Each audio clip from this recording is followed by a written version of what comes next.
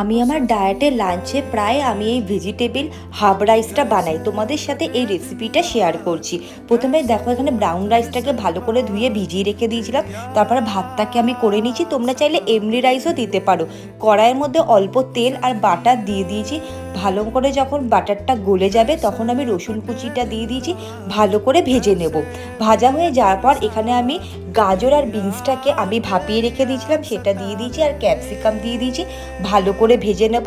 যখন ভাজা হয়ে যাবে তখন আমি এর মধ্যে ব্রাউন রাইসটাকে মিশিয়ে দেবো, তোমরা চাইলে এমনি রাইসও দিতে পারো। যখন সবজির সাথে ভালো করে মেশানো হয়ে যাবে তখন আমি পরিমাণ মতো পিঙ্ক সল্ট দিয়েছি, তোমরা চাইলে এমনি সল্টও দিতে পারো।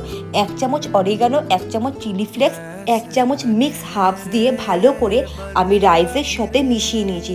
দেখো আমাদের মেশানো হয়ে গেছে।